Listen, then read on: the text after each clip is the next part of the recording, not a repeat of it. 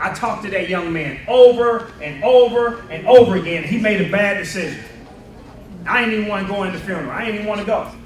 I told him, stay away from them dudes, man. They bad news. If they not going where you going, don't hang with them. I said, man, you ain't the only one, man. I said, when I was 12 years old, I got beat up by these guys every day because I wouldn't rob and steal and kill with them. I was 12. They were 18, 19, 20 years old. Beat me up for 3 months. Spray painted gang signs in our house. Broke our windows. I said, man, this ain't in my plan. I ain't doing it. And we got to teach our kids to be resilient. Angry battler. That's your third type. Now, let me explain to you what an angry battler is. Angry battlers come to your office like this. Or you see the rubber marks in the parking lot as they're trying to get to you real fast. Or they're standing at your door before you can even put the key in. Angry battlers always try to deflect and justify. You don't like my child. You don't even like children. I don't even know why you're here.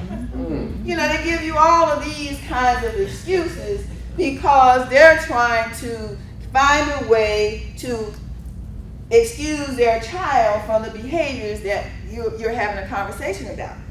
What is most important for you to understand about the angry battler that I've discovered in my 36 years, they tend to be the younger parents. Wondering how often we have that opportunity as educators and teachers, but we don't take that opportunity. And I remember when I was younger, my mom, I used to talk a lot in class. And when I was in the 5th grade, we learned this poem. And my mom used to volunteer me to say this poem because I talked so much in class. She'd be like, he would love to say this poem at your event because he talked so much in class. I'm like, Mom, I don't want to say the poem. She's like, shut up in class, right? But she used it. She used it as not only as a disciplinary tool, but you know, to this day, that probably was one of the things that influenced me being able to stand in front of people and speak. You put an empowerment program in place from elementary, middle to high school. You bring the church, the community, and corporate sponsors together. We follow that, follow the 5%. And you throw in some kids regular ed and a couple of advanced students, just like a fraternity. So when that fraternity leave elementary school, they go to middle school, same program. They get to high school, your graduating rate's gonna soar. I was broken on the inside. I'm seeing my classmates come in, they look just like they dad, they walk and talk just like they dad, and like most young people, we wonder, like, yo, where my dad at? So I've got those type of things processing and going through my mind. So the last thing that was on my mind was a curriculum. The last thing that was on my mind was studying or doing schoolwork. I was trying to be cool. I wanted to be the goon. I wanted to be the class clown. I wanted to be the playboy, the athlete. Like, that's what I was on. I did not value education because I felt like education didn't really value me. And so unfortunately, I hooked up for years with a whole bunch of regular teachers. People say, Jeremy, what you do for a living? When I'm on airplanes and I'm going places, like when I sit on the plane, they kind of wondering, well, who are you? You got on like ripped jeans and a t-shirt. Like, what are you doing here? You're not the normal corporate look. I'm like, I speak life for a living. Because this book I read, it says that life and death is in the power of the tongue. And I know the power of speaking life in a good way, and I know the negative effects of when you speak death. But it's okay, because that means you're getting into a good place where you're able to accept these type of conversations. And then the fourth, expect and accept non-closure. Our focus in the 50s and 60s was on equality. And sitting here, and I'm sure all of you can agree, we have left a lot of children behind based on what we believed equality was supposed to do, and it did not do. So today, when we look at equity, let me help you out a little bit. I want you to just visualize this for me.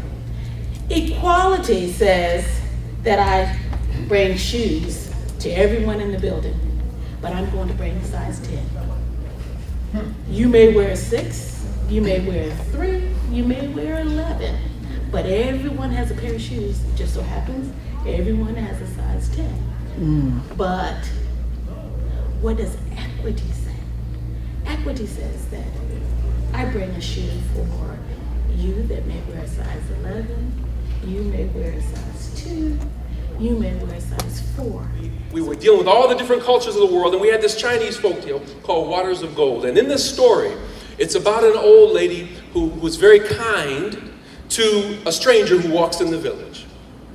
And the stranger walks in, he says, I want water for my feet. And people are slamming the door in his face, yelling obscenities at him, saying, get away from me. He's covered with dirt from head to toe. But this one nice lady listens very carefully to him, gives him some water, offers him some food. And then, we began to unpack this thing here. And the stranger said to her, listen, take this bucket of water that you allowed me to wash in, and I want you to put something over it, and it will be a surprise for you in the morning. She didn't think anything of it, but when she opened the bucket the next day, there was gold in the bucket. And so we did a literary analysis, and we said, well, who do you think this man was? We looked at the plot, the conflict, the rising action, the resolution, but who was this man? And some of them said, well, I think he was a magician, because that's magic, right? And some of them said, well, I think that man was Jesus, because he had the ability to change form. And one person said, I think it was an angel, because angels are known to appear to people. I said, that's interesting, because there's an ancient proverb that says, be careful in entertaining angels, because some have entertained angels unaware.